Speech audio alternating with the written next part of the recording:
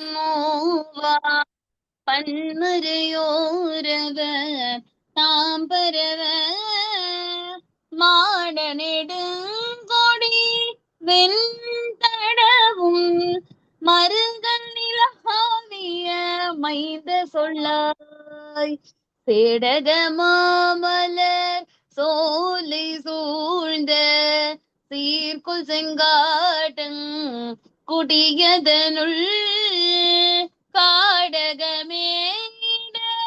மாதராடும் கணபதி சரம் காமுறவே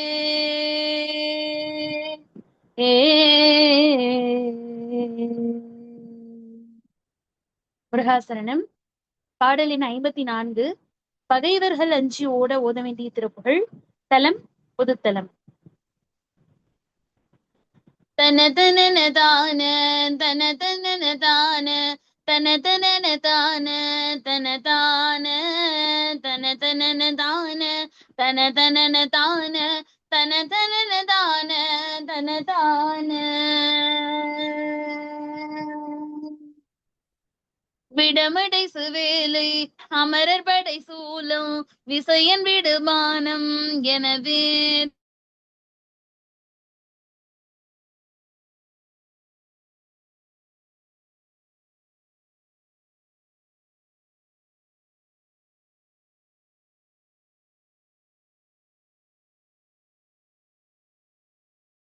வார விதமும் உடை மாதர் வினையின் விளைவேதும் அறியாதே கடி உளவு பாயல் பகலிரவினாது கலவிதனில் மூழ்கி வரிதாய கயவன் அறிவீனன் இவனு முயர் நீடு கழலினைகள் சேர அருள்வாயே இடையர் சிறுபாலை திருடி கொண்டு போக இறைவன் மகள் வாய்மை அறியாதே இதயம் மிக வாடி உடைய பிழைநாத கணபதி என நாமம் முறை கூற அடையலவராபி வெறுவு அடி கூற அசலும் அறியாமல் அவரோட அகழ்வதெனடா சொல் எனவும் முடிசாட அறிவர் அருளானை முகவோனே அகழ்வதெனடா சொல் எனவும் முடிசாட அறிவருளுமானை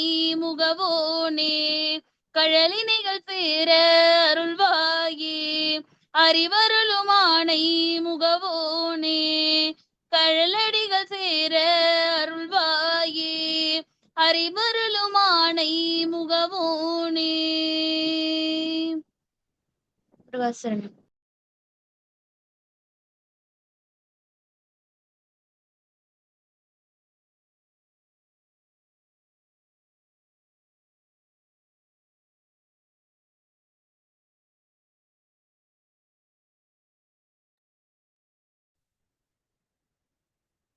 முருகாசரணம். 54வது பாடல் பகைவர்கள் அஞ்சி ஓட ஓத வேண்டிய திருப்புகள். இது நமக்கு பொது தலமாக காட்டப்பட்டிருக்கிறது. விடம் அடைசு வேலை என்று இதனை தொடங்குகின்றார். விடம் என்று பார்த்தாலே அதற்கு நஞ்சுன்னு பொருள், விஷம்னு பொருள். ஆழகால விடம், அந்த விஷத்தை தமிழ் படுத்தி தான் விடம்னு போட்டிருக்காங்க. விடம்ன்றா விஷம். அந்த விஷமாகப்பட்டது எங்க இருந்துச்சுன்னா கடலில பொருந்தி இருந்தது. அமரர்கள் என்றால் தேவர்கள், அந்த தேவர் படையும், சூலம் என்றால் கையிலே ஏந்தி இருக்கக்கூடிய சூலாயுதம்.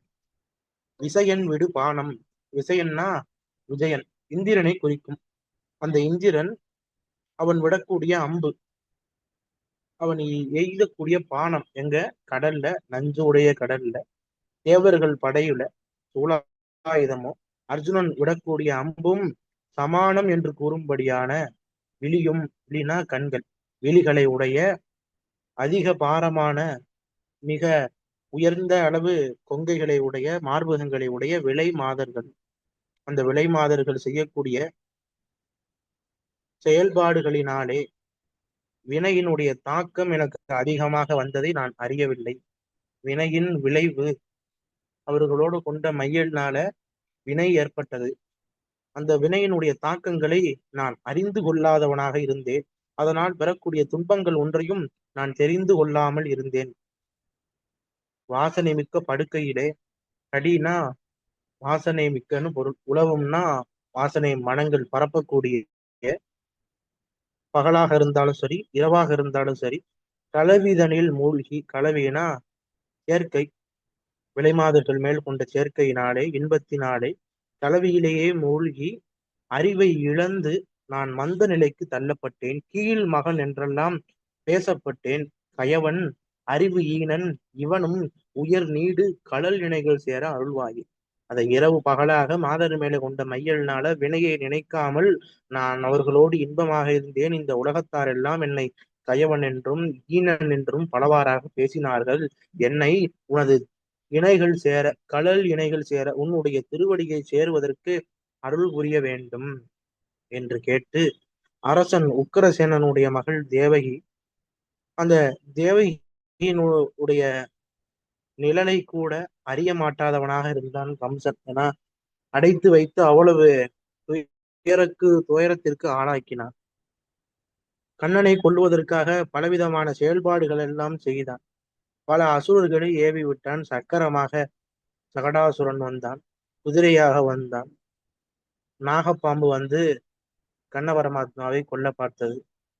அப்புறம் ஒரு அரக்கி முளைப்பால் அருந்தி எப்படியாவது கிருஷ்ணனை கொல்லணும்னு நினைச்சான்.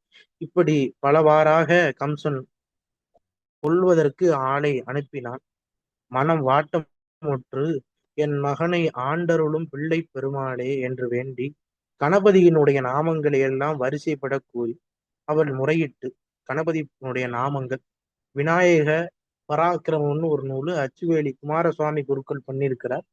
விநாயகருடைய நாமாவளி சிறப்புகள் எல்லாம் அந்த நூல்ல பேசப்பட்டிருக்கிறது. கணபதி எனும் நாம முறை கூறி விநாயக பெருமானை துதித்து அந்த இடையர்கள், இடையர்கள் என்றால் ஆயச்சியர்கள், யாதவர்களை குறிக்கும். அவர்களுடைய தொழிலாக இருப்பது என்னன்னா ஆணிரை மேய்த்தல். அந்த இடையர்களிடத்திலே, அந்த குலத்திலே கண்ண பரமாத்மா வாழ்ந்து வந்தான். இடையர் சிறுபாலை திருடி கொண்டு அங்கே பல லீலைகளை எல்லாம் செய்து பிருந்தாவனம்னு அதுக்கு பேர். இதை நீங்க எங்க பார்க்கலாம்னா, ஆண்டாளுடைய திருப்பாவை படிச்சவங்களுக்கு தெரியும். ஆண்டாள் என்ன செய்வா தெரியுமா? அவ இருந்து பாடின இடம் ஸ்ரீவில்லிபுத்தூர், நம்ம தமிழ்நாடு. அவ எல்லாத்தையும் அப்படியே மாத்துவா. அதை நீங்க பார்க்கும்போது தெரியும். இங்க இருக்கக்கூடிய பெண்கள் எல்லாம் கோபியர்களாக இந்த நம்ம தமிழ்நாடு ஆயர்பாடி போன்று, மதுராபுரி போன்று, பிருந்தாவனம் போன்று காட்சி தரும். அத்தகைய சூழல்ல ஆண்டாள் நாச்சியார் திருப்பாவை பாடியிருப்பார். அதெல்லாம் நீங்க அங்க படிக்கும்போது தெரியும்.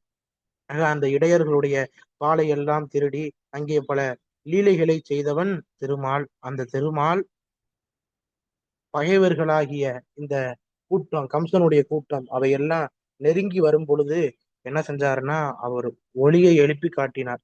யாருக்கு? அயலார் அறியாமல், யாரும் அதனை அறிய முடியாமல் செஞ்சார். அந்த ஓசையை கண்டு அனைவரும் அவரிடத்துல இருந்து விலகி ஓடினார்கள். அப்படி எல்லா நபர்களையும் அழித்து பிருந்தாவனத்திலே கண்ணபெருமான் அற்புதமாக இருந்தான். அந்த கண்ணபிரானுக்கு அருளியவள் யார் என்றால் அங்க தேவகி விநாயக பெருமானுடைய நாமத்தை செப்பினான். அதனால எந்த விதமான பகைவர்களாக இருந்தாலும், யாரிடமிருந்து வரக்கூடிய துன்பம் துயரங்களாக இருந்தாலும் எல்லாவற்றையும் நீக்கக்கூடியவன், அறிவும் அருளும் ஆணை முகவோனாக நமக்கு விநாயக பெருமானை காட்டுகின்றார்கள். அந்த கண்ணபிரானுக்கும் சிறு குழந்தையாக இருக்கும் பொழுது அவருக்கு ஏற்பட்ட துன்பங்களை எல்லாம் போக்க அவர் தயாராகப்பட்டவள் வேண்டியதனால் விநாயக பெருமான் அருள் செய்த திறத்தினை எல்லாம் இந்த பாடலை எடுத்து உரைக்கின்றார். யானை முகத்தை உடைய கடவுளான விநாயக பெருமானுடைய தம்பியாக இருக்கக்கூடிய முருகவேலை போற்றும் போது அவன் நமக்கு இருக்கக்கூடிய கெட்ட எண்ணங்களை எல்லாம் நீக்கி அவனுடைய கடல்களை சேர்த்து அருள் புரிவான் என்று சொல்றார். மீண்டும் ஒரு முறை சொல்லிக்கிறேன். இந்த பாடல்ல சிலடை போன்று அமைத்து இந்த செய்திகளை எல்லாம் கூறுகின்றார். அடியனுடைய வினைகளை எல்லாம் நீக்கி உன்னுடைய சிறப்பான திருவடிகளில் நீ சேர்க்க வேண்டும். இறைவன் மகள் வாய்மை அப்படின்னா, இந்த இறைவன் என்று குறிக்கப்படுவது உக்கிரசேனனுடைய மகளாக தேவகி. அவள் நடந்த உண்மையெல்லாம் அறிய மாட்டாள். ஏன்னா அவனை சிறை வச்சு கொடுமைப்படுத்தினான் கம்சன். அதனால பல அசுரர்களை எல்லாம் ஏவி ஆயர்பாடியில வாழ்ந்த கண்ணனை கொல்வதற்காக அவங்க அங்கே பல சூழ்ச்சியெல்லாம் செய்தாங்க. அது எதுவும் தேவகிக்கு தெரியாது. நம்ம மகன் எவ்வளவு கஷ்டப்படுறான்னு எண்ணி வாட்டமுற்று இதயம் மிகவாடி உடைய பிள்ளை அந்த பிள்ளை பெருமானாக இருக்கக்கூடிய விநாயகப் பெருமானுடைய நாம முறையை அவள் கூற, கணபதியை கூற, கணபதியினுடைய நாமங்களை அவள் வரிசையாக கூற, அந்த விநாயகப் பெருமான் அருள் செய்தான், கண்ணனுக்கு அருள் செய்தான் என்பதை இங்கே சொல்லி, அந்த யானை முகத்து கணபதியினுடைய தம்பியாக இருக்கக்கூடிய முருகவேல் என்ன பண்ணுவான்னா, நம்முடைய வினைகளை எல்லாம் நீக்கி அவனுடைய கடலினைகளில் சேர்த்து அருள்வான் என்ற திரு கருத்தினை இந்த பாடலிலே சிலடையாக கண்ணனுக்கும் விநாயக பெருமானுக்கும் வைத்து இந்த பாடலை அருணகிரிநாதர் சொல்றார். முருகாசரணம். அடுத்த பாடல். முருகாசரணம். அடுத்த பாடல் பாடல் எண் 55. கவி பாடும் புலவராக ஓத வேண்டிய திருப்புகழ். தலம் புதுத்தலம். தன தனன தன தான தன தனன தன தான தன தனன தன தான தன தனன தன தான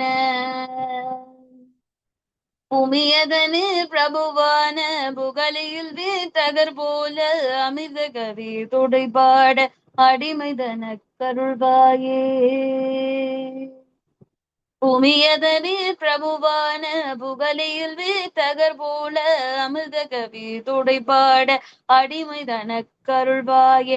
சமரிலெது தகர் மால தனியில் வீட்டருள்வோனே நம சிவய பொருளோனே ரஜதகிரி பெருமாளே. சமரிலெதிர்த்த சுர்மால தனியில் வீட்டருள்வோனே நம சிவய பொருளோனே ரஜதகிரி பெருமாளே. முருகாசரன்.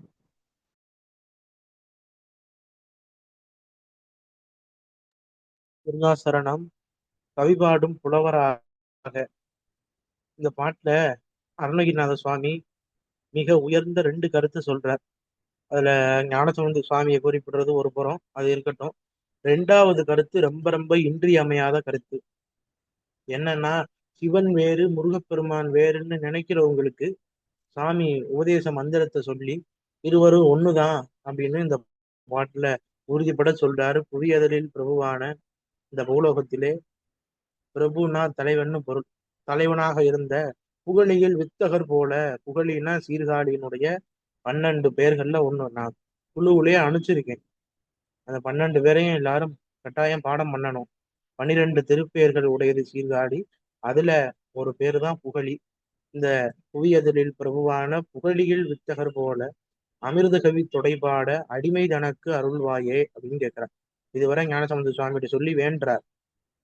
கவி பாடும் புலவராக சாமி நான் ஞானசம்பந்தர் போல பாட வேணும் அப்படின்னு கேட்கிறார். அமிர்த கவி தொடைபாட. ஏன் அமிர்த கவின்னா என்ன? ஞானசம்பந்தர் என்னென்ன கவிகள்லாம் பாடினார் உங்களுக்கு எல்லாம் என்ன தெரியும் தெரியுமா? ஞானசம்பந்தர் தேவாரம் பாடினார், அதுதான் தெரியும்.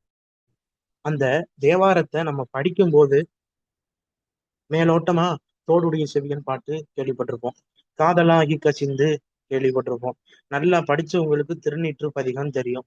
சிவ வழிபாட்டுல இருக்கிறவங்களுக்கு நெடுங்கலத்துல பாடின பாட்டு தெரியும், மறைவுடையாய் தோளுடையாய் அந்த பாட்டு தெரியும். ரொம்ப அதிகமானவங்களுக்கு சிதம்பரத்துல சுவாமி பாடின சில பாடல்களும் மற்ற தலங்கள்ல பாடின சில பாடல்களும் தெரியும். ஆனா ஞானசம்பந்த சுவாமியினுடைய வாக்கை முழுசா வாசிக்கும் போது அவருக்கு ஒப்பார் யாரும் இல்லைன்னு தெரியும். எதனால எல்லா அருளாளர்களும் ஞானசம்பந்தனை முருகப்பெருமான் என்று போற்றி பாடுகிறார்கள் என்றால், தமிழ் மொழியில் இருக்கக்கூடிய அனைத்து துறைகளையும் தொட்டவர் ஞானசம்பந்தர்.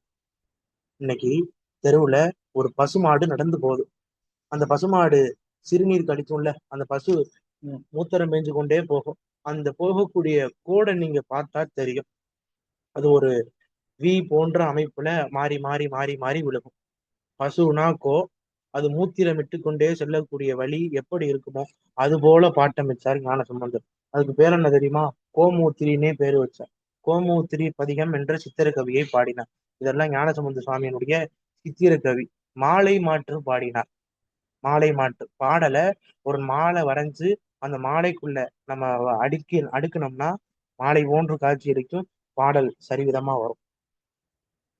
மொழி மாற்று பாடினார், யமகம் பாடினார், இருக்கு குரல் பாடினார், 4 அடி மேல் வைப்பு பாடினார், ஈரடி மேல் வைப்பு பாடினார், ஓரடி கீழ் வைப்பு பாடினார். இப்படி ஞானசம்பந்த சுவாமி சித்திர கவிகள்ல தொடாத துறையே இல்லை. நமக்கு திருவள்ளுக்கூட்டுக்கு 4 பேர் பாடியிருக்கிறாங்க. அதுல முதல்ல பாடினது நக்கீரர் மீனாட்சி சுந்தரேஸ்வரர் மேல 2000 வருஷத்துக்கு முன்ன. அதற்கப்புறம் பாடியது நம்மளுடைய ஞானசம்பந்த பெருமான்.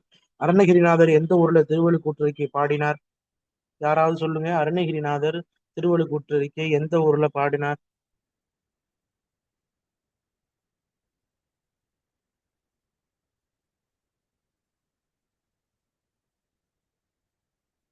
அருணகிரிநாதர் திருவள்ளுக்கூற்றறிக்கை பாடியிருக்காருங்க.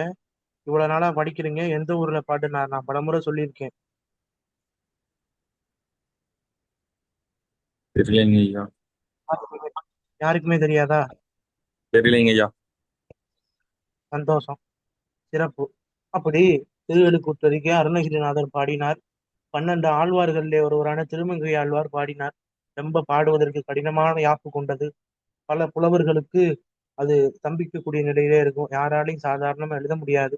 என் அடிப்படையிலேயே ஓர் வாயின் மானம் கலந்து ஈர் இயல்பாயின் அப்படின்னு ஞானசம்பந்த சுவாமி பாடுவார். அத்தகைய பெருமை மிக்க கவி தமிழ் மொழியினுடைய சிறப்பு, முப்பொருள் உண்மை, இறைவன் மேல் கொண்ட உயிர்கள் உடைய நாட்டம், இவற்றையெல்லாம் குறித்து பாடுவது திருவள்ளுக்கூற்றறிக்கை. அது அற்புதமாக ஞானசம்பந்த சுவாமி பாடினார். மாலை மாற்று மொழி மாற்றென்று வார்த்தைகளை ஒவ்வொரு வார்த்தைகளையும் விகடகவி போன்ற அமைப்பிலே யாமாமானி என்று சொல்லக்கூடிய பதிகங்களை எல்லாம் மிக அற்புதமாக பாடினார். அதுக்குத்தான் அமிர்த கவின்னு பேர். அருணகிரிநாத சுவாமி சொல்றாரே அமிர்த கவி. இப்படி கவிகள் எல்லாம் நிரம்ப பாடியவர். நாற்கவியும் பாடியவர் ஞானசம்பந்தர். ஆசுகவி, வித்தாரகவி, மதுரகவி, சித்திரகவி, விசித்திரகவின்லாம் அதுக்கு நிறைய பேருண்டு. இப்படி கவிகளை எல்லாம் பாடியவர் ஞானசம்பந்தர். அந்த ஞானசம்பந்தர் எப்படி பாடினாரோ அந்த தொடைனா செய்யுள்னு பொருள். செய்யுளுக்கான இலக்கணம் பொருந்த, அமிர்த கவிகள் எல்லாம் பொருந்த, தொடைபட பாடுவது நூல், பாடல், செய்யுள் அப்படி பொருள். அப்படி ஞானசம்பந்தர் எப்படி பாடினாரோ அதுபோல அடிமை தனக்கு அருள்வாயே. அடிமைனா அருணகிரிநாதர் என கேட்கிறார். ஆக யாரெல்லாம் கவி பாடணும்னு விருப்பம் உள்ளவங்களோ இந்த பாட்டை பாடுனா புலவராயிருன்னு சொல்ல முடியாது. ஏன்னா உங்களுக்கு இலக்கணம் தெரியாது. இலக்கணம் தெரிஞ்சிருக்கணும், யாப்பு தெரிஞ்சிருக்கணும். அதெல்லாம் தெரிஞ்சாதான் இந்த பாட்டு பாட முடியும். சரி, அவங்க எல்லாம் எப்படி சார் பாடினார்? ஞானசம்பந்த சுவாமி எங்க சார் இலக்கணம் படிச்சாருன்னா, அவர்களை நம்மோடு ஒப்பிட்டுக் கொள்வது மகா பாவம், மகா தப்பு, அது சிவ அவதார செயல். ஞானசம்பந்தர் 3 வயசுல பாடினார். வயசுக்கு மதிப்பில்லை. 5 வயசு, 10 வயசு, 50 வயசு, 100 வயசு, வயசுக்கு மதிப்பில்லை. ஆன்மா என்றும் உள்ளது. ஆன்மா நித்திய பொருள். இப்ப நமக்கு என்ன அறிவு இருக்கிறதோ அந்த அறிவோடு அடுத்த பிறவிக்கு போவான். தெய்வ புலவர் சொன்னார், ஒருமைதான் தான் கற்று கல்வி ஒருவருக்கு எளிமையும் ஏமாப்பும் உடைத்துன்னு. ஆக அறிவுக்கு வயசு இல்லை, இந்த உடலுக்கு தான் வயசு. அவங்க எல்லாம் முன் செய் தவத்தினாலே எல்லாவற்றையும் ஓதாமல் உணர்ந்தவர்கள். அவர்கள் திருவருள் சம்பவிக்கப்பட்டவர்கள். நமக்கு கிடையாது. நமக்கு வெறும் அருளே இல்லை. அவங்க திருவருள் சம்பவிக்கப்பட்டவர்கள். இறைவனுடைய திருவருள் ஆணையினால் இந்த பூலோகத்திற்கு வரவழைக்கப்பட்டவர்கள். அதனாலதான் அவங்க இந்த தமிழ் மொழியையும் தமிழ் மொழியை தன்னகத்தே கொண்டு விளங்கும் பழம்பெரும் சமயமான இந்த சைவ சமயத்தினுடைய பெருமைகளை எல்லாம் இப்படி பாடல் அடியாக போட்டு காமிச்சாங்க. இந்த பாட்டு பாடுனா நான் புலவர் ஆயிரலாமான்னு என்ன உடையவங்க இலக்கணம் படிக்கணும், எல்லா விதத்திலையும் தேர்ச்சியில இருக்கணும். எழுத்து, சொல், பொருள், யாப்பு, அணி என்று தமிழிலே 5 இலக்கண நூல்கள் இருக்கு. இதெல்லாம் தாண்டி நம்முடைய வண்ணச்சிறவர் 6ஆம் இலக்கணம் படைத்தார். புலவன்னா யாரு? புலவனுக்கு உண்டான இலக்கணம் என்ன? புலவன் எப்படி இருக்கணும் அப்படின்னு 6ஆம் இலக்கணத்துல சொன்னார். 7ஆம் இலக்கணமாக தவத்தை சொன்னார். யார் செய்யறது தவம்? 8வது இலக்கணம் பண்ணார். சந்தம் பாடுறது. அருணகிரிநாதர் போல பாடல் பாடணும்னு என்ன உடையவங்க வண்ணச்சரபர் எழுதிய வண்ணத்தியல் போன்ற நூலை வாங்கி படிக்கணும். அதுலதான் தெரியும். தனச்சந்தம், தைய சந்தம், தரண சந்தம்னு 1080 சந்தம் இருக்குங்க திருப்புகள்ல. இதெல்லாம் உங்களுக்கு கடைசியில கேட்போம். மொத்தம் திருப்புகள்ல எத்தனை சந்தம் இருக்குன்னா 1080 சந்தம் இருக்கு. அதுல அருணகிரிநாதர் 900க்கு மேற்பட்ட சந்தங்கள்ல திருப்புகழ் பாடியிருக்கார். ஆய்வு பண்ணணும். திருப்புகழ் மாபெரும் ஆராய்ச்சிக்குரிய நூல். பயப்படுறாங்க, பலர் அதனை தொடர்றதுக்கு பயப்படுறாங்க. இருப்பினும் நம்ம திருப்புகழ் ஒரு 6 மாத காலம் படிச்சிருக்கோம், கேட்டிருக்கோம். அதனால நிச்சயம் இந்த திருப்புகழை ஆய்வு பண்ணணும். பலர் ஆய்வு பண்ணி எனக்கு ஆய்வு கட்டுரை அனுப்பிச்சிங்க. உங்களுடைய ஆய்வு கட்டுரையெல்லாம் புத்தகமாக விரைவில் வெளிவரும். எல்லாருக்கும் 10 காப்பி அனுப்பி வைப்பேன். அப்ப அமிர்த கவி தொடைபாட அடிமையானது எனக்கு நீ அருள வேண்டும்னு சொல்லிட்டு போர்க்களத்திலே எதிர்த்த அசுரர்கள் மாள வேல் விட்டு அருளிய பெருமான். அதாவது சொல்றார், சமரில் எதிர்த்து சூரர் மாள வேலை விட்டு அருளிய பெருமான் நமச்சிவய பொருளோனாக இருக்கிறான். இதுதான் முக்கியமான வார்த்தை, மகுடமான வார்த்தை இந்த பாட்டுக்கு. நமச்சிவய என்பதை அருணாச்சலேஸ்வர பதிகத்துல திருவர்ணையில அருணகிரிநாதர் பாடினாரு. உங்களுக்கு எடுத்தனா யாருக்கு எடுத்தன்னு ஞாபகம் இல்லை.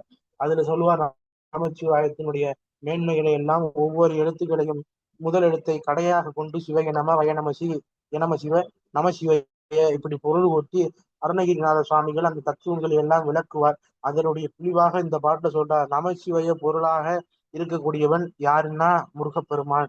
நமசிவய என்ற தத்துவத்திற்கு ஆதாரமாக இருப்பது யாருன்னா சிவபெருமான். அப்படியே ஞானசமுந்தரோடு நம்ம இதை ஒப்பிடலாம். வேதம் நான்கினும் மெய்ப்பொருளாவது நாதன் நாமம் நமச்சிவாயவேன்னு சொல்றார். அப்ப சிவபெருமானுடைய நாமம் நமச்சிவாய.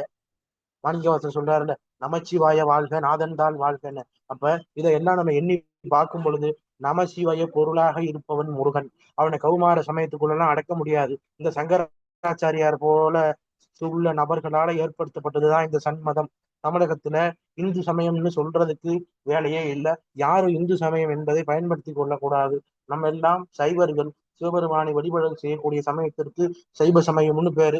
இந்த சமயத்தை தன்னகத்தே கொண்ட நிறுவனமயமாக்கப்பட்ட சமயமாக இருப்பதிலே நம்ம சிவ பரம்பொருளை முதன்மை கடவுளாக வைத்து வழிபாடு செய்கின்றோம். அவனுடைய அருட்சக்திக்கு உமையாக பார்வதியாக அன்னை மீனாட்சியை வைத்து வழிபாடு பண்ணுகின்றோம். அவனுடைய ஞான ஆற்றல், அவனுடைய பெரும் கருணை பேராக நம்ம முருகவேலை தொழுது அவனுடைய புகழை பாடுகின்றோம். அப்படி யார் ஒருவன் இந்த சமய கருத்துக்கள் சமய தத்துவங்களை எல்லாம் அறிந்து கொண்டு முருகவேலை உள்ளன்போடு வழிபாடு செய்கின்றானோ, உண்மை தொண்டு செய்கின்றானோ, அந்த முருகனுடைய வேலும் மயிலும் துணை செய்யும். இந்த வார்த்தைய எல்லாரும் தினசரி பாடுங்க. இந்த பாடல் அவ்வளவு அற்புதமான பாடல். நம்முடைய வண்ணச்சரபம் பழனியில இந்த பாடலை பாடுறார். பண்டு விண்ணோர் குலம் வாழ புறந்து பழனியிலோர் தண்டுடன் நின்று விளையாடும். பண்டு விண்ணோர்னா பழைய விண்ணோர்கள், தேவலோகத்தில் இருக்கக்கூடிய விண்ணோர்கள். அவர்களுடைய குலம் வாழ, பண்டு விண்ணோர் குலம் வாழ புறந்து பழனியிலோர் தண்டுடன் நின்று விளையாடும். புறந்துனா முன்பு ஒரு நாள் சூரன் எல்லாம் சம்ஹாரம் பண்ணது. பண்டு விண்ணோர் குலம் வாழ புறந்து பழனியிலோர் தண்டுடன் நின்று விளையாடும். பழனியிலே ஞான கடவுளாக, ஞான பண்டாரமாக, ஞான பண்டித சுவாமியாக, பாலசுப்பிரமணியனாக முருகப்பெருமான் எழுந்தொள் இருக்கின்றார். அவன் அங்கே நின்று பல லீலைகளை புரிகின்றான். அதனால்தான் சொன்னார், அதிசயம் அநேகம் உற்ற பழனிமலை மீது வித்தனர். பல லீலைகளை செய்கின்றான், பல திருவிளையாடல்களை செய்கின்றான் முருகப்பெருமான். அங்க இருக்கக்கூடிய சுவாமிங்க யாரெல்லாம் சென்று பார்த்து தொழுது அவனை பாடணும், துதிபாடி உண்மை தொண்டு செய்கின்றார்கள் என்றால் அவர்களுக்கு அந்த முருகனுடைய வேலும் மயிலும் துணையாக இருக்கும். ஏன்னா இதுதான் வழிபாட்டினுடைய அடிப்படையே. இறைவன் மேல நம்பிக்கை இருக்கணும், சமய வேதங்கள் இருக்கக்கூடாது, சமய பிரிவினைகள் இருக்கக்கூடாது. இதெல்லாம் வச்சுதான் நமக்கு அருணகிரிநாதரோட திருப்புகழ் படிக்கிறோம்னா இதை முதல்ல தெரிஞ்சுக்கிட்டு தான் படிக்கணும். இதெல்லாம் முக்கியமானது. இனிமேல் ஆகு சிவபெருமான் வேற, எங்களுக்கு முருகனைத்தான் பிடிக்கும், நாங்க சிவனை கும்பிட மாட்டோம்னு சொன்னீங்கன்னா பாவம் வரும், வினை வரும், பிறப்பு வரும். எப்படி பிறப்பு வரும்?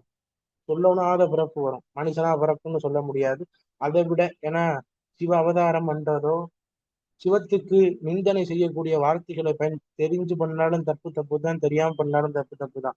தீய தெரிஞ்சு சுட்டாலும் சுடும், தெரியாம சுட்டாலும் சுடும். அது போலதான் வார்த்தை பிரயோகம்.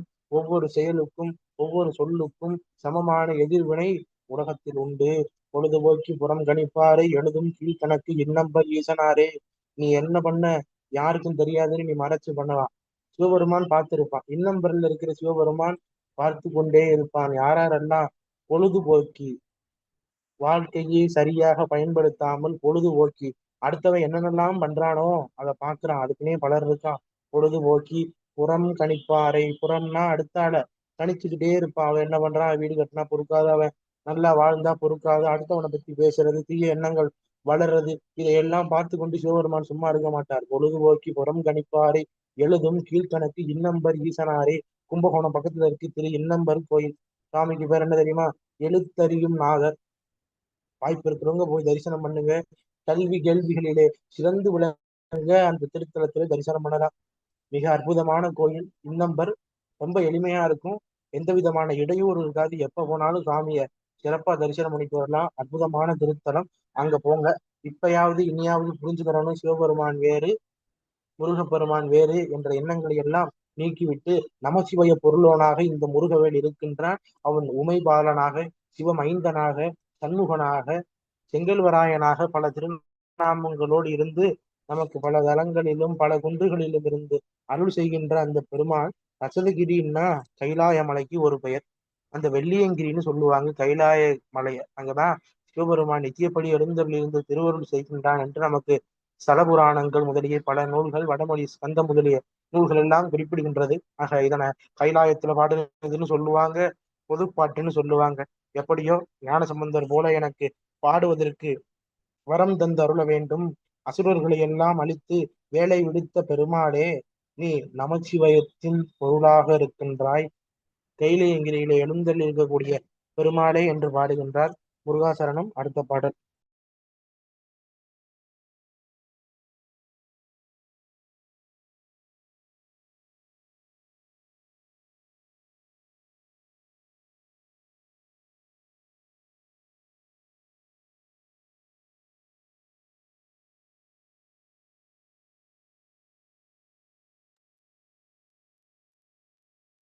முருகாசரணம்.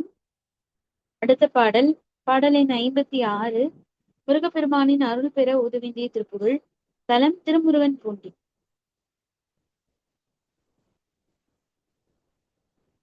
தனதன தாந்த தனதான தனதன தாந்த தனதான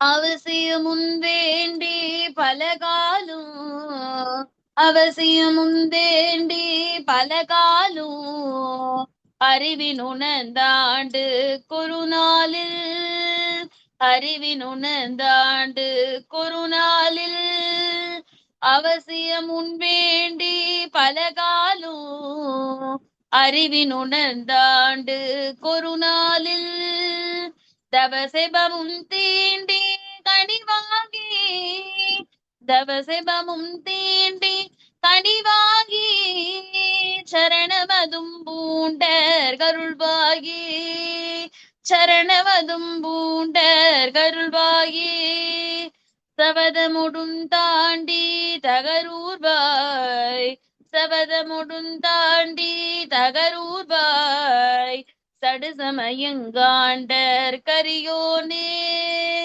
சடுசமயங்காண்டர் கரியோனே சிவகுமரன் பீண்டீர் பெயரானே சிவகுமரன் பீண்டீர் பெயரானே திருமுருகன் பூண்டி பெருமாளே திருமுருகன் பூண்டி பெருமாளே சரணமதும் பூண்டர் கருள்வாயே திருமுருகன் பூண்டி பெருமாளே. முருகாசன்.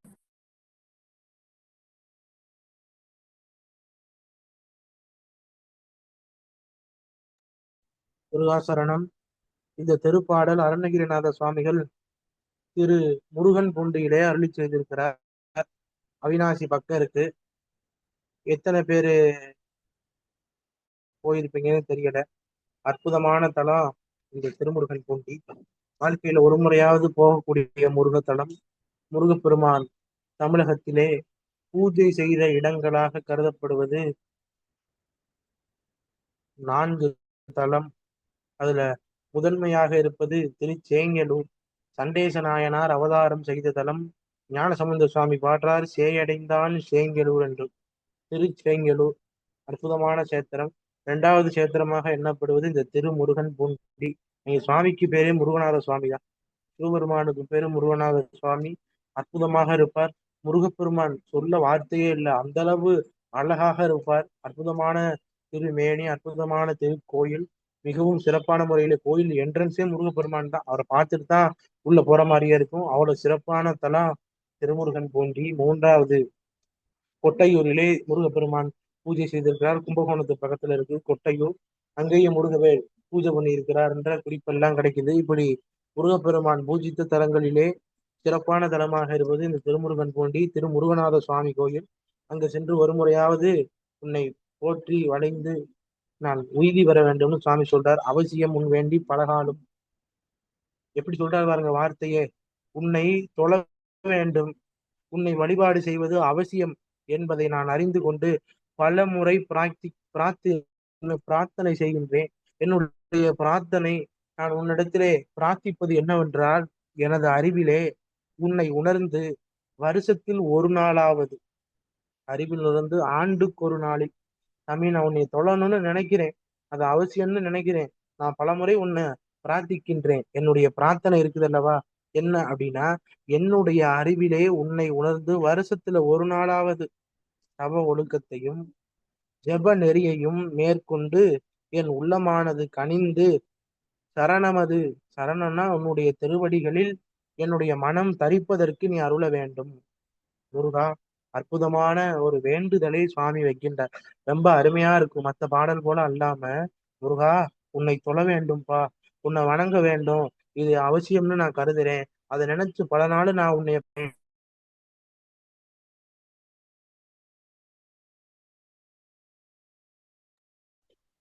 உன்னைய நான் தொழ வேண்டும் என்று பல காலமாக நான் பிரார்த்தனை செய்கிறேன். என்னுடைய அறிவில நீ வந்து உணர்த்து. வருஷத்துல ஒரு நாளாவது நான் தவ ஒழுக்கம் மேற்கொள்ளணும், ஜெபம் பண்ண வேண்டும். ஜெபித்து உள்ளம் கனிந்து உன்னுடைய திருவடிகளில் என்னுடைய மனத்திலே வைத்து நான் என்ன வேண்டும் அதற்கு நீ அருள் செய்வாயாக. சபதம் செய்து ஆட்டை அடக்குவேன் என்று உரைத்த ஆட்டின் மேல ஏறி அதனை வாகனமாக செலுத்துவார். இதுல கந்தபுராண நுட்பத்தை இங்க பதிவு பண்றார். நாரதர் ஒரு யாகம் செய்கிறார். சுருக்கமா சொல்றேன், மீது கந்த புராணத்துல நாரதர் அருள் பெறும் படலம் காண்டத்துல இருக்கு, படிச்சுக்கோங்க. நாரதர் யாகம் பண்ணுவார். அந்த யாகத்திலிருந்து ஒரு முரட்டு ஆட்டுக்கடா வரும். அந்த ஆட்டுக்கடா பலருக்கு துன்பம் தரும். அத நவ வீரர்களில் ஒருவரான வீரபாகுவை அழைத்து முருகப்பெருமான் அந்த ஆட்டை அடக்கி வாகனமாக கொள்ளுவார். கந்த புராணம் நாரதர் அருள் பெறும் படலத்துல இருக்கு, படிச்சுக்கோங்க. அந்த செய்தியை சொல்லுகின்றார். சடு சமயங்கள் பார்ப்பதற்கும் அரியவனாக இருக்கும். எந்த சமயத்தாராலையும் இறைவனை அணுக முடியாது. இப்ப சமயம் என்ற போர்வைக்குள்ள போனோம்னா என்ன தெரியுமா ஆகும்? கர்வம் வரும். எனக்கு என்னை உட்பட எல்லாத்துக்குமே இருக்கு. ஆனா நான் இப்ப அதெல்லாம் இருந்து கொஞ்சம் கொஞ்சம் நீங்கி வரணும்னு ஆசைப்படுறேன். ஏன்னா சமயம் என்பது ஒரு வட்டம், சைவ சமயம்ன்றது ஒரு வட்டம். சைவ சமயத்துக்குள்ள போயிட்டோம்னா பிற தெய்வத்தை பார்க்கும்போது உனக்கு நிந்தனை செய்யணும்னு தோணும். செஞ்சா பாவம் உண்டாகும். அவர்கள் எல்லாம் பெற்ற புண்ணிய மிகுதியினாலே இன்னைக்கு தேவர்களாகவும் தெய்வங்களாகவும் இருக்கிறார்கள். அதனை கருத்தில் கொண்டு பிற சமய நிந்தனைகள் செய்யாமல் வாழ வேண்டும். அதனாலதான் சொன்னார், சமயத்தாருக்கு இறைவன் பார்ப்பதற்கு அரியவனாக இருக்கிறார். பல சமயங்கள் இருக்கு, எந்த சமயத்தை வேணாலும் இருந்துக்க. பிற சமய தெய்வத்தை இழிவு பண்றதுக்கும் நிந்தனை செய்து பேசுவதற்கும் நமக்கு யாருக்குமே தகுதி இல்லை. ஏன்னா எங்களுடைய குருநாதர்கள் எங்களுக்கு இப்படித்தான் சொன்னாங்க. அதுபோல எந்த தெய்வமாக இருந்தாலும் நம்ம வழிபாடு பண்ணிக்கலாம், தப்பு இல்லை. பெருமக்கள் சொல்லியிருக்கிறாங்க, யாதொரு தெய்வம் கண்டீர் அங்கே மாதொரு பாகனார் தான் தோன்றும். நீ எதை வேணாலும் வணங்கிக்க, அங்க இருக்கிறது எங்க சுவாமி சிவபெருமான் அப்படின்னு நம்ம நினைச்சிட்டு போன போது அங்க சமையல் பூசலுக்கு வேலை இல்லை. ஏன்னா இந்த வாழ்க்கை இறைவனை அனுபவித்து பாட வேண்டும். பாட வேண்டும் நான் போற்றி நின்ற ஏன்னு மாணிக்கவாசகர் சொல்றார். அதுக்குள்ள ஏது சமய வேதங்கள் எல்லாம் இதையெல்லாம் நினைத்து எல்லா தெய்வங்களும் நமக்கு ஏற்புடையதுதான். இருப்பினும் சிவபெருமான் மேல பெரிய அளவு விருப்பம். ஏன்னா எல்லாமாக அவர் தானே இருக்கிறார். எப்பொருளும் எல்லாமுமாக ஆனாய் நின்றாய் நீங்க அப்பர் சாமி தாண்டகம். கற்ற நூல் கருத்தும் நீ, எது படிச்சாலும் அங்க இருக்கிற பொருள் நீதானே, மதுரை ஞானசம்பந்தர் சொல்றார். அப்ப எல்லாமாக இருக்கக்கூடிய இறைவனை காண்பதற்கு சமயங்கள் தடையாக இருக்கும். மாணிக்கவாசகர் சமயத்தை தாண்டி தான் இறைவனை படிச்சா நீ சுவாமியை பார்க்க முடியாதுன்றாருங்க.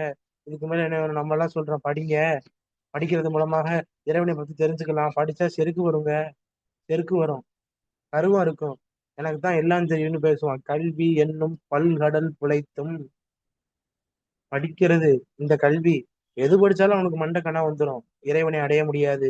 கல்வி என்னும் பல்கடல் பிழைத்தும் செல்வம் என்னும் அல்லலில் பிழைத்தும் தொல்புறம்பாகிய நல்லிடம் பிழைத்தும்.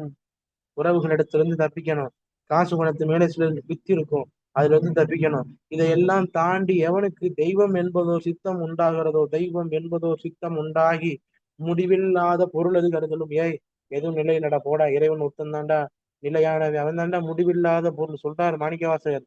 முடிவில்லாத பொருள் அது கருதலும். அப்படி முடிவில்லாத பொருளாக தெய்வம் என்பதோர் சித்தம் யாருக்கு உண்டாகின்றதோ அவர் ஒருவன் தான் இறைவனை காணுது. மற்றவங்க எல்லாம் பார்க்கலாமா சார்? பார்க்கலாம். இறைவன் எங்க சார் இருக்கிறார்? இப்ப நம்ம பேசிக்கிட்டு இருக்கிறோம், நம்ம பின்னால சாமி இருக்கான். புறம் புறம் தெரிந்த செல்வமே சிவபெருமானே என்ற புறம் புறம் தெரிந்த சாமி நம்ம பின்னால இருக்கிறார். நம்ம அவரை பார்க்காம இருக்கிறோம். காரணம் என்ன தெரியுமா? நான் என்ற தன் முனைப்பு நமக்கு இருக்கு. அதனால நம்மளுடைய கண்ணுக்கு இறைவன் தெரிய மாட்டான். நான் என்ற தன்முனைப்பு, அகங்காரம், மமகாரம் இதெல்லாம் ஒரு ஆன்மாக்களுக்கு எப்பொழுதும் நித்தியப்படி இருக்கும். ஏன்னா இருக்கிறதுனாலதான் நம்ம இங்க வந்திருக்கோம். இங்க வந்து இருக்கும் பொழுதும் அடக்கமா இருந்தோம்னா நிச்சயமாக இறைவனுடைய தரிசனம் நமக்கு கிட்டும். அடக்கம் அமரருள் உய்க்கும், அடங்காமை ஆறுருள் உய்த்து விடும்னார் வள்ளுவர். அவன் அடக்கமாக இருந்தால் அவன் எவ்வளவு பெரிய துன்பங்களில் இருந்தும் எளிமையாக விடுபட்டிருந்தான். அடங்காமை அந்த இருளே அவனை அழிக்கும். காரணமா உண்மை பொருளாக இருப்பதை தெரிந்து கொள்ள முடியாது. இப்படி 6 வகை சமயத்திற்கும் காண முடியாத பொருளாக இருக்கக்கூடிய பெருமான் சிவகுமாரன், சிவபெருமானுடைய குமரன். அவன் மீது அன்பு கொண்டு அவனை நெருங்கினால் அவன் ஒரு நாள் கூட நம்மை விட்டு பிரிய மாட்டான். ஒரு நாள் கூட நம்மை விட்டு பிரியாதவனாக இருக்கக்கூடிய பெருமான் திரு முருகன் பூண்டி எனும் தலத்திலே எழுந்தருளி இருக்கக்கூடிய பெருமாளே என்று சொல்றார். வாழ்க்கையில ஒரு முறையான திருமுருகன் பூண்டி போய் அங்க உள்ள சாமியை தரிசனம் பண்ணிட்டு வாங்க. ரொம்ப ரொம்ப அற்புதமான தலம். முருகாசரணம். அடுத்த பாடல்.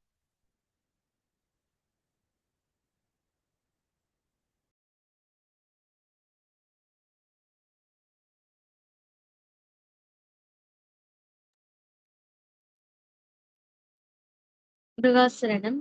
அடுத்த பாடல் பாடல் எண் 57. வேண்டியது உடனே கிடைக்க ஓத வேண்டிய திருப்புகழ். தலம் திருப்புக்கொடியூர்.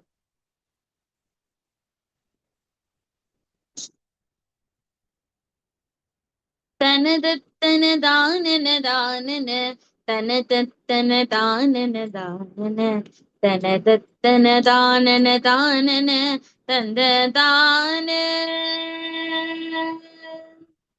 மதபட்ட விசாலகபோலமும் முகபிர்சன வாடையும் ஓடையும் மறுகற்புரலே பலலாடம் மஞ்சையாரி வயிற்று கிடு சீகரபாணியும் மிதர் செக்க விலோச்சன வேகமும் மணிச்சத்த கடோர புரோசமும் ஒன்று போல விதப்பட்ட வெலானையிலேறியும் நிறை கற்பக நீழலிடாரியும் விஷதுர்க்கன சூலிகை மாளிகை நின்ற லோகம் விலக்கச்சுர சூழ்தர வாழ்தரு பிரபுத்வகு மாற சுரூபக வெளிப்பட்டினையால் வயலூரில் இருந்த வாழ்வே இதப்பட்டிட வேகமலாலய ஒரு திக்கிசைவான புனாகிர நேற்றப்பதிதோறு முலாவிய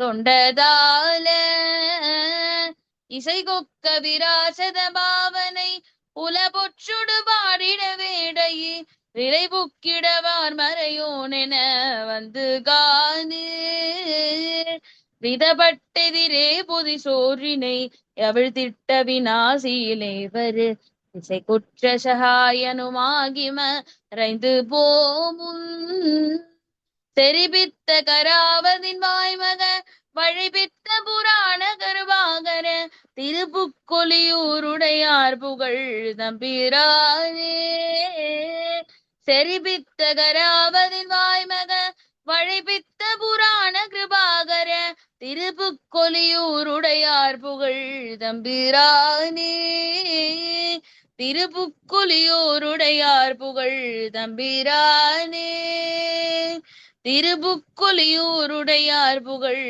தம்பிரானே. முருகாசரணம்.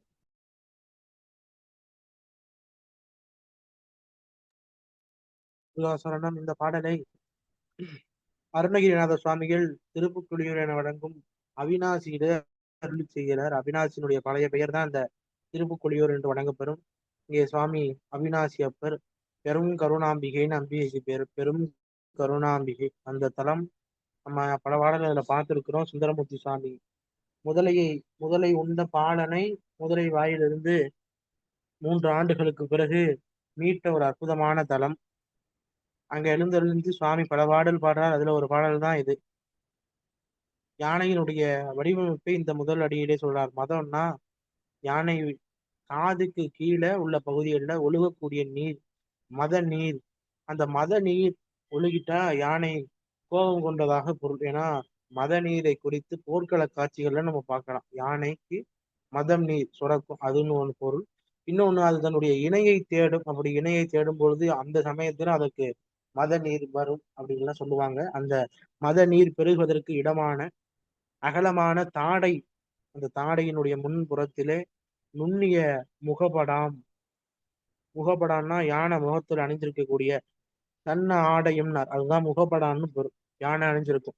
கோயில் யானைகள் எல்லாம் பார்த்திருப்பீங்க, முன்னாட நெத்தியில இருந்து அது தும்பிக்கையில பாதி வரை போட்டு அந்த ஸ்டிக்கர் இதெல்லாம் ஒட்டி கட்டி வச்சிருப்போம். அதுக்கு பேர் முகபடான்னு பேர். முகபடான்னு ஒரு துணி, அந்த முகபடா அணிந்த துணி, நெற்றி படமும், வாசனை பொருந்த பச்சை கற்பூரம், கற்பூரலோகம் அப்படிங்கிற பச்சை கற்பூரம், இவையெல்லாம் ஒன்றிணைத்து யானையின் மேலெல்லாம் பூசி அதனுடைய முதுகுலை அம்பாரி வைப்பாங்க. அதுலதான் உட்கார்ந்து வருவாங்க ராஜா தெய்வங்கள் எல்லாரும், அதுலதான் வருவாங்க. மதுரை மீனாட்சி அம்மாவுக்கு இந்த சக்கரா ஹோல்டு நிறுவனம்னு நினைக்கிறேன், அவங்க பல கோடி மதிப்புல தங்க அம்பாரி செஞ்சு கொடுத்துருக்காங்க மீனாட்சி அம்பாளுக்கு. நான் உங்களுக்கு அனுப்புறேன். அம்பாரினா எப்படி இருக்கணும், ஒரு பெரிய கூடு மாதிரி இருக்கும். அதை மேல தூக்கி வச்சு அது மேல ராஜாவோ தெய்வங்களோ பவனி வருவாங்க. சேக்கிலார் சுவாமி பெரிய புராணத்தை எழுதின போது தில்லைவாழ் அந்தன பெருமக்கள் எல்லாம் சேக்கிலார் சுவாமியை யானை மேல ஏற்றி அது மேல பெரிய புராண ஏட்டுகளை எல்லாம் வைத்து தில்லை மாநகரை வலம் வந்து அப்புறம் கோயிலுக்குள்ள போய் அவங்க பெரிய புராணம் ஏற்றினதாக நமக்கு திருத்தொண்டர் புராண சாரனூரும் திருமறை கண்ட புராணமும் தெரிவிக்குது.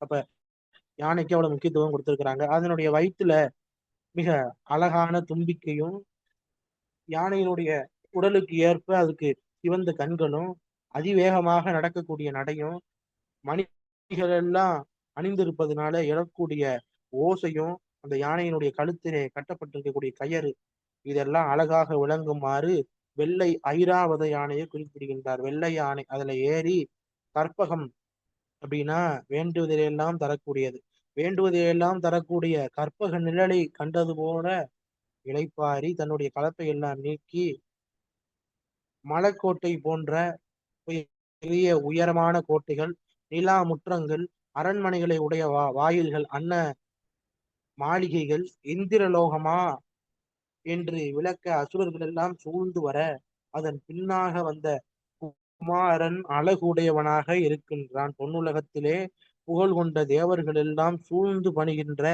தலைமை பண்பு கொண்ட ஆட்சி செய்யக்கூடிய இளைஞனாக உருவம் உடையவன் யாருன்னா, என் முன்னே வந்து தோன்றி வெளிப்பட எனையால் வயலூரில் இருந்த வாழ்வே. எனக்கு முன்னால வந்து தோன்றி ஆண்டருளி அல்லவா வயலூரில் வாழக்கூடிய செல்வனே செவ்வேளே என்று போட்டுக்கிறான். ஏன்னா முருகப்பெருமானுக்கு மயில், ஆட்டுக்கடா இதெல்லாம் வாகனமா வருவதற்கு முன்னாலே யானை வாகனம் இருந்தது. ஐராவதம் ஏறுவார். சிவபெருமானுக்கு யானை வாகனம் உண்டு. இங்க மதுரையில யானை வாகனத்துல சுவாமி வருவார். யானை வாகனத்துல வருவார். அன்னைக்கு அம்பிகை யாழி வாகனம்னு நினைக்கிறேன். முருகப்பெருமான் யானை வாகனத்துல வருவார். உத்தரகோச மங்கையில யானை வாகனத்துல முருகப்பெருமான் இருப்பார். கோயிலுக்கு போனவங்களுக்கு தெரியும். உத்தரகோச மங்கையில யானை வாகனத்துல இருப்பார். பல இடங்களிலே யானை வாகனத்துல இருப்பார். முருகப்பெருமான் வரக்கூடிய யானையினுடைய சிறப்பு இந்த அளவுக்கு சொல்லி, அவன் தேவலோக தலைவன், அவன் இந்திரனுக்கு வாழ்வளித்தவன், அவன் எனக்கு வாழ்வளித்தான். வயலூரில் வாழக்கூடிய தேவன் எனக்கு முன் வந்து தோன்றி எனக்கு அருள் செய்து என்னை வாழ வைத்தான் வயலூர் பெருமான் என்று சொல்லிட்டு சுந்தரமூர்த்தி சுவாமியை சொல்லாம அவிநாசியை பாட முடியாது. இந்த அருணகிரிநாதரே முடிவு பண்ணி பாடுறார். சுந்தரமூர்த்தி சுவாமி தொடர்புடைய எல்லா தளத்திலையும் அவர் சொல்லிடுவார், ஒரு வார்த்தையாவது சொல்லிடுவார். அப்ப அதே போல இந்த பாட்டுல சொல்றார், இன்பம் அடையுமாறு திருவாரூரிலே இருந்த ஒப்பற்ற தன் காதலியான பறவை நாச்சியாருக்கு, கமலாலயம்னு பேர், அந்த ஊருக்கே கமலாலயம்னு பேர், அந்த குளத்துக்கு கமலாலயம்னு பேர், அம்பாளுக்கு கமலாம்பாள்னு பேர். அந்த திருவாரூரிலே சுந்தரமூர்த்தி சுவாமியினுடைய காதல் மனைவி பறவை நாச்சியார், அவள் இன்பம் பெறுவதற்கான பொன் 1000 பொன் கொடுத்தார் சிவபெருமான். அதை அவர் செக் பண்ணி பார்த்தாருன்னா, நம்ம சொன்னோம்ல அது எந்த தலம் அப்படின்னு நம்ம சொல்லும் போது திருமுதுகுன்றம் விருத்தாசலம்னு பேரு. அங்க காசை போட்டுருவார். பொற்காசை போட்டுட்டு மனைவியை கூட்டிட்டு வந்து திருவாரூர் குளத்துல தேடி எடுப்பார். அதனை சொல்லுகின்றார், 1000 இயற்ற பதிதோறும் உலாவிய அவனுடைய தொண்டன் கால இசைக்கு ஏற்ப பொருந்தும்படி உயர்தியான முயற்சியோடு தெளிவாக உள்ள பெருக்கத்துடன், இதுதான் முக்கியம், தாள இசைக்கு ஒக்க ராகம், தாளம், பன்முறைகள் இதெல்லாம் சுந்தரமூர்த்தி சுவாமிக்கு இறைவனால வழங்கப்பட்ட ஒரு பெரும் கருணை. அவர் முன்னாலே சொன்னாரு, தமிழால் எம்மை பாடுன்னு. அதனால சுந்தரருடைய பாட்டு ரொம்ப ஸ்பெஷலான பாட்டு. அது எல்லாமே அவர் சிறப்பா முறைப்படி பாடுவாரு. நானும் தேவாரம் கத்துக்கிறேன்னு ராகம் தாளம் தெரியாம ஏதாவது உளறது சிவ அவதாரம், பாவம் அது. எப்பானாலும் பாடக்கூடாது. ஏன்னா தேவாரம்னா மந்திர நூல், மருந்துவை மந்திரங்கள் இவை. திருப்புகழ் மாதிரி கிடையாது. திருப்புகழ் மாதிரி கிடையாது தேவார நூல்கள் எல்லாம். அதெல்லாம் முறைப்படி பண் பொருந்த பாட வேண்டும். பண்ணோடு இசை பாடல் மறந்தறியன்னாரு. பண் என்பது சைவ சமயத்துக்கு ஒப்பாக சொல்லப்படுகிறது. இசையின் பயன், பண்ணின் பயன் என்னன்னா நல் இசை. பண்ணோட பயன் என்னன்னா நல் இசை. அதன் மூலமாக பெறப்பட வேண்டும். இசை இல்லாத பாடல் பண் பொருந்த பாடலாக இருக்காது. பண் பொருந்த பாட வேண்டும். அப்படி பண் பொருந்த உறுதியான முயற்சியோடு, உள்ள முயற்சியோடு, ஏன்னா சும்மா பாடினா அந்த பாட்டு அவ்வளவு சிறப்பாக அமையாது. உள்ள முயற்சியோட, உள்ளத்திலிருந்து எழக்கூடிய பெருக்கோட சுந்தரமூர்த்தி சுவாமிகள் தன்னுடைய பாடல்களை பாடினார். அப்படி அவர் தேவார பாடல்கள் பாடி வருகையில் இளைப்பு உக்கிடவார். இளைப்புனா கோடை காலம் வருது. கோடை காலத்தினால அவருக்கு இளைப்பு நோய்கள்லாம் வருது. அப்ப சிவபெருமான் என்ன பண்றார், ஏன்னா கோடையினுடைய தாக்கம் நம்மளாலே தாங்க முடியல. ஒரு நாளைக்கு பல வகையான ஜூஸ்கள் போட்டு நம்ம வீட்டுல குடிக்கிறதெல்லாம் பாக்குறோம். அது போல சுந்தரமூர்த்தி சுவாமிக்கு இளைப்பு ஏற்பட்டது. அவர் இளைப்போட இருக்கிறார். அந்த நேரத்துல சிவபெருமான் மறையவர் போல் மறையோன் என வந்து காணில் மறையவர் போல வந்து, கான்னா காட்டு, காட்டகத்திலே சுந்தரரின் முன்பாக தோன்றி கட்டமுது தந்தார், பொதி சோறு தந்தார். பொதி சோற்றினை அவிழ்த்தி இட்டு அவிநாசிகளே வரும் திசைக்கு உற்ற சகாயனும் ஆகி அவர் மறைந்து. அப்படி சோத்தை வந்து கொடுக்குறாரு. எப்பா ரொம்ப களைப்பா இருக்க, இதை சாப்பிடுன்னு சொல்லி அந்த கட்டமுதை அவிழ்த்து தந்தவரும், அவிநாசி என்னும் தளத்திற்கு சுந்தரமூர்த்தி சுவாமிகள் வரும் பொழுது, ஏன்னா இப்ப எல்லாம் ரோடு இருக்கு, கூகுள் மேப் இருக்கு, எல்லாம் இருக்கு. இன்னையில இருந்து ஒரு 1600 வருஷத்துக்கு முன்னால என்னங்க இருக்கும்? ஒண்ணுமே இருக்காது. அப்பெல்லாம் இடம்லாம் ரொம்ப சும்மா நடந்திருக்கும். இப்பதான் போட்டி சேர்ந்து பல லட்சம் கோடி போகுது. அப்பெல்லாம் சும்மா இருந்திருக்கும். சுந்தரமூர்த்தி சுவாமி தனியா தான் வருவார். ஞான சம்பந்த பிள்ளையார் வரும்போது அவர் கூட அவரோட படைகள் வரும். அப்பர் சுவாமி தனியா தான் வருவார்.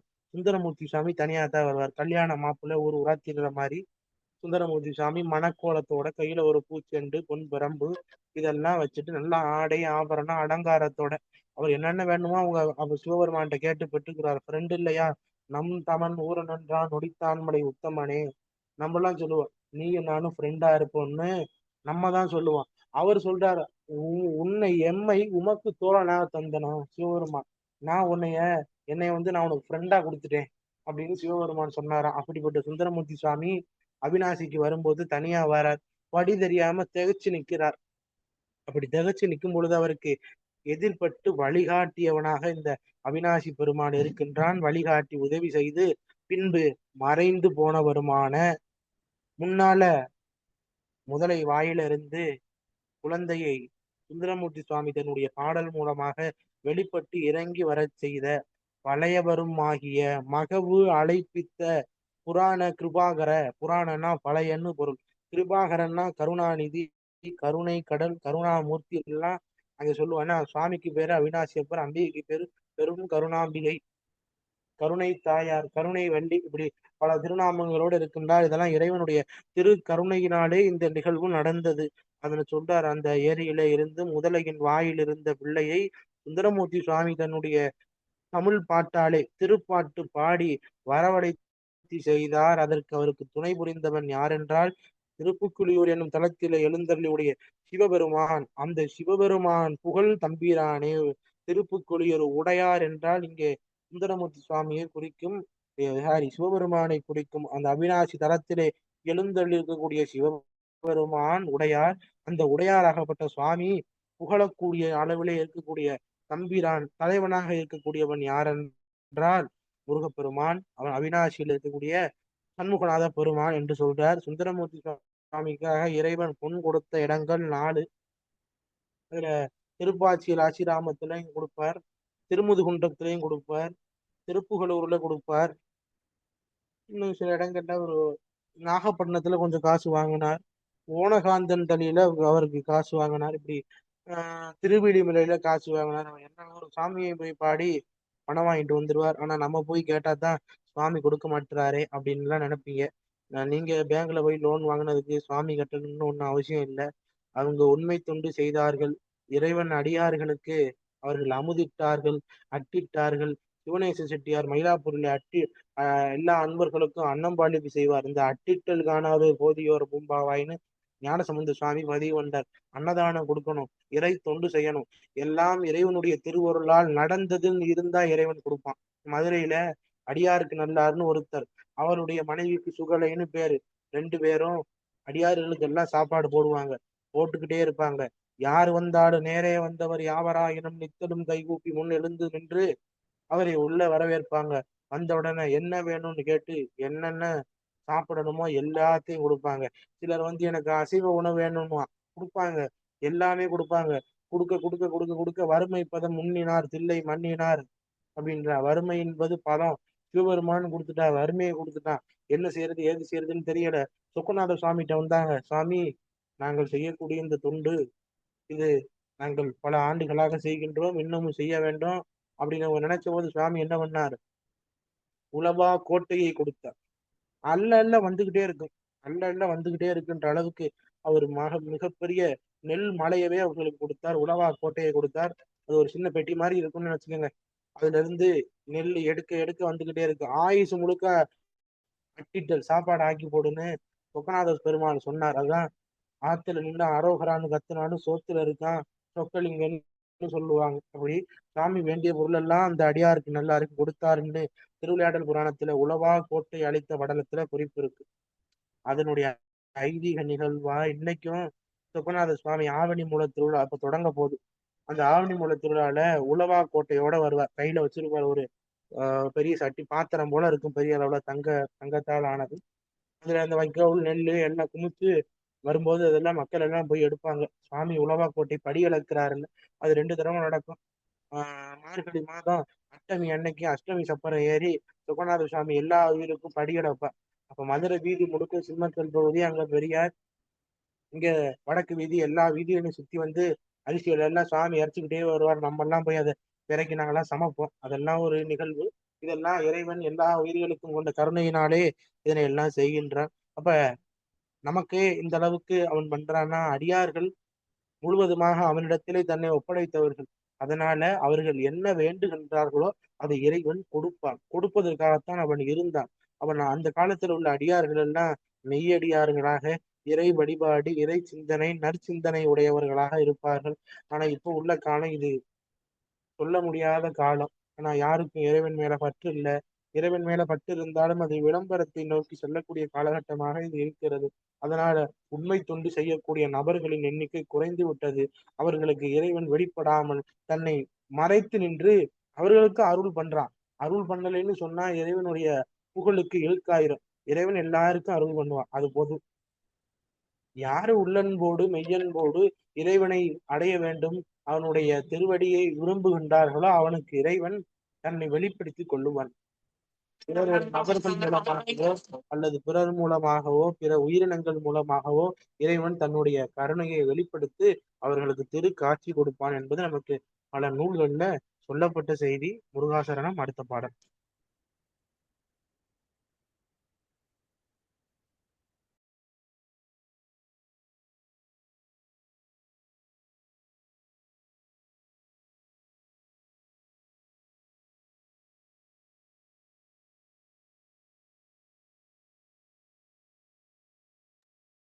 முருகாசரணம்.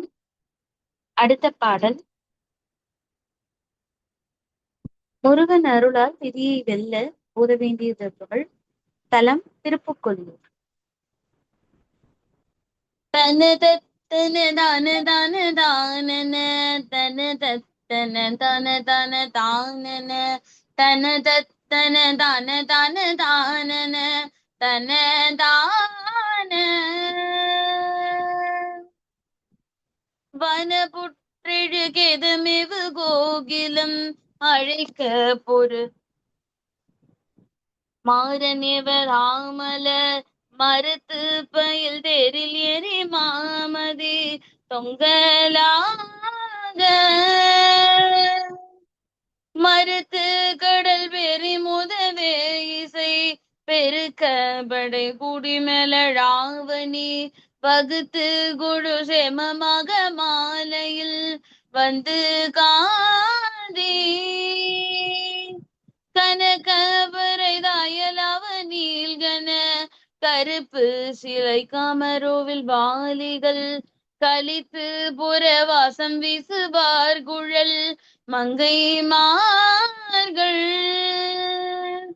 கலைக்குட்படு பேதமாகி மாயும துனக்கு பிரிய முகுபகராயிது கடகபடு நாமமான ஞானம என்று சேர்வேன் உணதிற்றினை கவலான காரிகை தன பொற்குவடையுமுக சாதக புனித பிறை சுடும்பேனி நாயகர் நன்குமாரா பொறைக்கு புவி போல நிதி மாதவர் சிறக தொகு பாசி சோலை மாலைகள் புய துற்றணி பாவ சுரனாருயிர் கொண்ட வேளா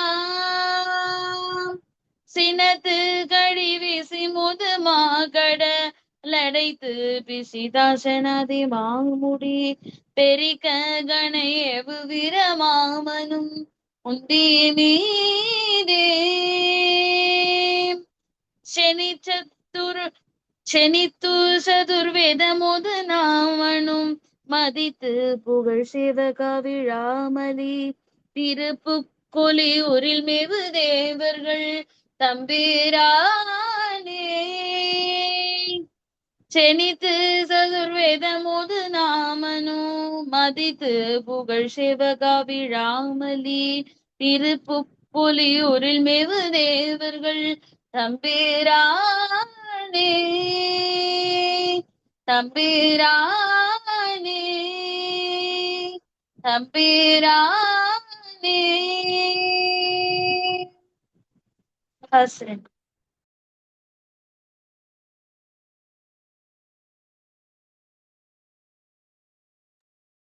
முருகாசரணம். இந்த திருப்பாடலும் திருப்புக்குழியூர் என வழங்கப்பெறும் அவிநாசியிலே அருளி செய்ததுதான் இந்த பாடலும். பாடலுக்கான விளக்கம்.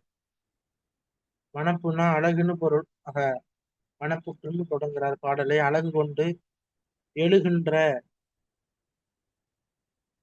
போகமானது எல்லா நிலையிலும் நம்மளை பாதிக்கும். அது குயில்கள் கூவி அழைப்பது போலவும், போரிடுவதற்கு மன்மதன் என் மேல மலர் பானங்கள் கொடுப்பது போலவும், மாறன்னா அங்க மன்மதனை குறிக்கும்.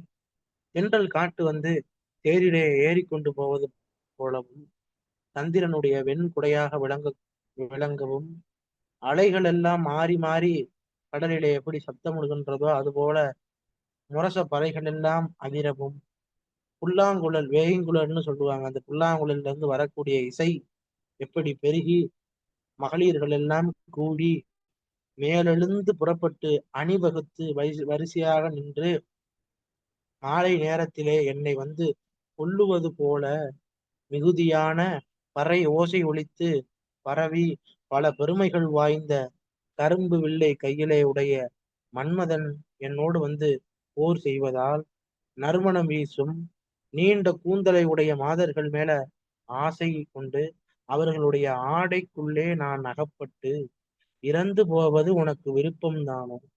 கருணாகரனே, இந்த தலை விதியை தாண்டி நான் கடக்க வேண்டும். பெருமை பொருந்தியதான ஞான நிலை எனக்கு என்று கூடும். கிருபனா கருணைன்னு பொருள். இந்த கிருபைன்றது நம்ம சொல்லுங்க, இது நம்ம கிருபை பரிசுத்தம் இதெல்லாம் நமக்குரிய வார்த்தை. பைபிள ஆங்கிலத்தில இருந்து தமிழ்ல மொழிபெயர்த்தவர் ஆறுமுகன் ஆவலர். அவர் இதுக்கெல்லாம் நேரடியா என்ன பொருள் சொல்லும் போது இந்த வார்த்தைகளை பயன்படுத்திட்டாரு. நமக்குரிய வார்த்தை.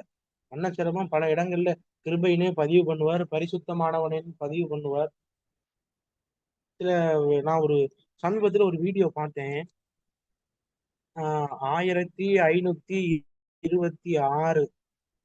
1526 அந்த காலகட்டத்துலதான், நல்லா கவனிக்கணும், வரலாறு படிச்சவங்களுக்கு தெரியும். 1526 பாபர் மூலமாகத்தான் முகலாயர்கள் நாட்டுக்குள்ள வருவாங்க. 1526 எண்ணி பார்த்தாலும் கூட்டி பார்த்தாலும் 500 600 வருஷத்தை தாண்டாது. அதுக்கு ஒரு மேடை சொற்பொழிவாளர் பேசுறாங்க, மயில் ஏறும் ராவுத்தனே.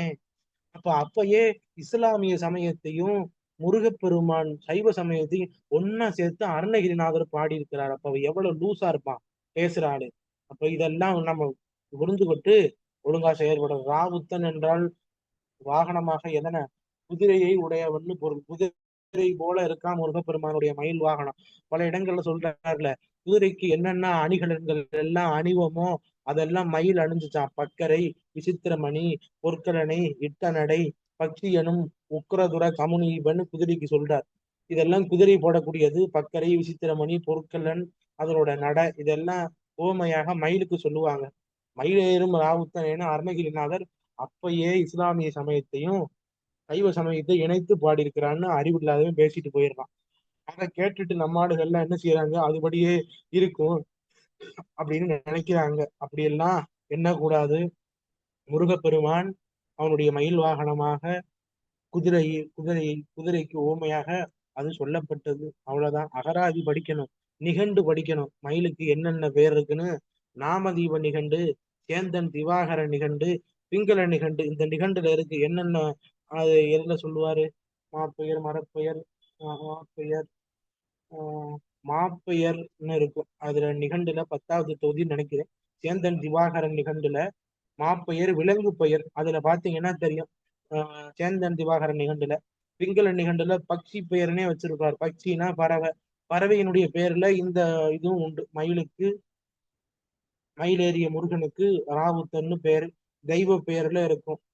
வானவர் பெயர்னு நாமதீப நிகண்டுல பயன்படுத்துவார். வானவர் பெயர், வானவர் பெயர்னா வானவர்னா தேவர்கள், தெய்வங்கள், அதுல எல்லாம் பயன்படுத்தியிருக்காங்க நம்முடைய முன்னோர்கள். 10ஆம் நூற்றாண்டு 8ஆம் நூற்றாண்டிலேயே ராவுத்தன்ற பெயர் முருகனுக்கு, முருகன் மயில் வாகனத்தை உடையதாகவும் அந்த மயில் வாகனம் குதிரை போன்று இருக்கதாகவும் பயன்படுத்தி இருக்கிறார். இதெல்லாம் தெரியாம நம்ம ஆளுங்க பேசுறாங்க. இந்த கிருபைன்ற வார்த்தைலாம் நம்ம இறைவனுக்கு நம்முடைய பெருமக்கள் நூல்கள்ல பாடப்பட்டது. இந்த கிருபை புரிவாயே என்ற வார்த்தைகள்லாம் இருக்கிறது. இதுல என்ன நம்ம தெரிஞ்சுக்கிறது முக்கியமானதுதான். ஏன்னா இது நமக்குரிய சொல். ஏன்னா நம்ம மொழியினுடைய பெருமை, நம்ம மொழிக்கு பெருமை படிச்சவங்களுக்கு தான் தெரியும். நம்ம யாரும் படிக்காதனால இந்த மொழியினுடைய சிறப்பு நமக்கு தெரியல. அருணகிரிநாதர் படிச்சிருக்கிறார். அவரு அந்த மொழியின் மேல கொண்ட காதல்னாலதான் இவ்வளவு சந்தப்பாட்டு நமக்கு இலக்கணம் பொருந்த அவர் பாடி இருக்கிறார். நம்ம அதையாவது படிச்சு பயன்பெறணும்னு கேட்டுக்கிறேன். அப்ப அந்த நறுமண வீசக்கூடிய நீண்ட கூந்தலை உடைய இளம் ஆதர்கள், அந்த மங்கையர்கள், அவர்களுடைய ஆடைக்குள்ளே நான் வகைப்பட்டு மாட்டிக்கிட்டு பல துன்பங்களுக்கு ஆளாகி நான் வீணாக இறந்து போவது உனக்கு விருப்பமா? கருணையே வடிவானவனே, கருணாகரனே, என்னுடைய தலைவிதி எல்லாம் நீ மாற்ற வேண்டும். ஞான நிலையை நீ எனக்கு சேர்க்க வேண்டும். ஞானம் அது நான் என்னைக்கு சேருவேன், எப்பொழுது என்னை நீ ஞான நிலையில் கூட்டி வைப்பாயின்னு சொல்லி புனத்தில் திணை காவலாக காரிகையாக இருந்தவள் யாருன்னா வள்ளி. அந்த வள்ளியினுடைய மார்பகங்களின் மீது ஆசை கொண்ட முருகப்பெருமான், வளை உள்ள பிறை சந்திரனை சடையை கொண்ட சிவபெருமானுடைய நல்ல புதல்வன். குனித்த பிறை, சிவபெருமான் வச்சிருக்கக்கூடிய பிறை அந்த 3ஆம் நாள் பிறை சந்திரன் குனித்த பிறை. அந்த குனித்த பிறையை சூடக்கூடிய வேணி நாயகர். வேணினா சுவாமி வச்சிருக்காரு தலையில சடை கற்றை, அதுக்கு வேணின்னு பொருள். சிவபெருமான் சடாபாரத்தோட இருப்பார். அது ஞானத்தை குறிப்பது. அதனை உணர்த்தக்கூடிய விதமாக தான் நம்முடைய தர்மயாதின மகா சன்னிதானம் சடாபாரத்தோடு, அந்த மகுடத்தோடு சடாபாரத்தோடு நமக்கு காட்சி தருவார். அந்த சிவையோடு அதெல்லாம் தரிசிக்கப்பட வேண்டியது. வேணின்னு நமக்கு அதை பதிவு கொண்டார். வேணியுடைய நாயகர் நல் குமாரா. நாயகன்னா தலைவன் சிவபெருமான். அந்த சிவபெருமானுடைய நல்ல புதல்வனாக இருக்கக்கூடிய முருகப்பெருமானே, பொறுமைக்கு பூமி போல இருந்து, பொறுமைக்கு பூமி போல இருந்து தரும நெறியிலே இருக்கக்கூடிய தவசிகள் இருக்கிறாங்கல்ல, மாதவர்கள், அந்த மாதவர்கள் எல்லாம் சிறக்க மேன்மிக்க தவத்தை உடைய பெருமக்கள், அந்த பெருமக்கள் இந்த பூ உலகிலே வாழ்வதற்காக அவர்களுடைய தவம் எல்லாம் சிறக்க பசுமையான சோலைகள், அந்த சோலைகளே பல மலர் மாலைகள் இவற்றையெல்லாம் அணிந்து சூரனுடைய உயிரை கவர்ந்த வேலவனே. சினத்து கடி வீசி, சினத்துனா கோபத்தோட, அலைகள் எல்லாம் வீசுகின்ற பெரிய கடல், அந்த கடலே மாமிசம் உண்ணும்படியாக அரக்கர்கள் அனைவரையும் வீழ்த்தொழித்த ராவணன், அந்த ராவணனுடைய கூட்டத்திலே சென்று ராவணனுடைய தலையை அற்றுப்படியாக செய்யும். அவ்வளவு அசுர கூட்டம் எல்லாமே மடிஞ்சது போர்ல. ராவணனுக்கும் நடந்த யுத்தம் மிக கொடுமையான யுத்தம். பல அசுரர்கள் அதுல இறந்தாங்க. அதுபோல அவர்களுடைய முடியெல்லாம் சிதறும்படியாக, தலைமுடியெல்லாம் சிதறும்படியாக பானத்தை ஏவிய பெருமை பொருந்திய மாமனாகிய திருமாலும், அந்த திருமாலின் உந்தினா கொப்புள், அந்த திருமாலினுடைய உந்தியிலிருந்து செனித்த புத்திரரில் சிறியோனே முருகன் சொல்றார். செனித்தனா பிறந்த, திருமாலினுடைய கொப்புளிலே இருந்து பிறந்த, சதுர் வேதம் ஓது. சதுர்னா நாலுன்னு பொருள்.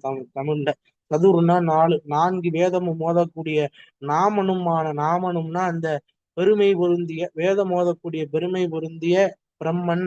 அந்த பிரம்மன் மதித்து புகழக்கூடிய சேவகனாக இருக்கின்றான். சேவகன்னா வேலைக்காரன்னு பொருள், வலிமையானவன்னு பொருள். இந்த நேரத்துல நம்ம என்ன போடணும்? பிரம்மனும் மதித்து உன்னை வழிபாடு செய்கின்றான், புகழ்கின்ற வலிமை வாய்ந்தவனாக இருக்கின்றானே. விழாமலி திருப்புக்குழியூரில் மேவும் தேவர்கள் தம்பிரானே. பல விழாக்கள் நிறைந்து பொலிவு பெற்ற திருப்புக்குழியூர் என வழங்கப்பெறும் அவிநாசி திருத்தலத்தில் எழுந்தருள் இருக்கக்கூடிய பெருமானே, நீ தேவர்களுக்கெல்லாம் தலைவனாகவும் தம்பிரானாகவும் இருந்து அவர்களுக்கு அருள் செய்கின்றாய் என்ற சிறப்பான கருத்தை நம்முடைய அருணகிரிநாத சுவாமிகள் இந்த பாடல்ல குறிப்பிடுகின்றார். அருணகிரிநாத சுவாமிகளுடைய பாடலிலே, பெரும் பகுதியான பாடல்களிலே, இந்த மாதர்கள் மேல் கொண்ட மையத்தினுடைய வர்ணனையை அவர் பல இடங்களில் ரொம்ப விரித்து சொல்லுவார். அதனை எல்லாம் தாண்டித்தான் இறை இன்பம் உண்டு. ஏன்னா இந்த உலகத்துல நம்ம இருக்கின்றோம்னா சிற்றின்ப வயப்பட்டு சில காலம் இருக்க வேண்டும். சிற்றின்பத்தை தாண்டி, அதை சொல்லும் போதே சொல்றாங்கல்ல, சிற்றின்பம்ன்றாங்க. அப்ப அதனால என்ன பொருள் தெரியுது? சிற்றின்பம்னு ஒண்ணு இருந்தா பேரின்பம்னு ஒண்ணு இருக்கும், இன்பம்னு ஒண்ணு இருந்தால் துன்பம்னு ஒண்ணு இருக்கும். இப்ப நம்ம இருக்கக்கூடிய இடம் துன்பமான இடம். இந்த துன்பமான இடத்தில இருந்து விடுபட்டு நாம் இன்பமான இடத்திற்கு போக வேண்டும் என்றால் சிறு நெறிகள் சேராமல் திருவருளே சேரணும். அப்ப தேவையில்லாத இடங்களிலே நாம் பல இடங்கள்ல பிரசங்கத்தின் போது இதெல்லாம் சொல்றது. பரமனால வந்த சொந்தம்தான் வீட்டை கெடுக்கும், பிரமனால வந்த சொந்தம் வீட்டை கொடுக்கும்.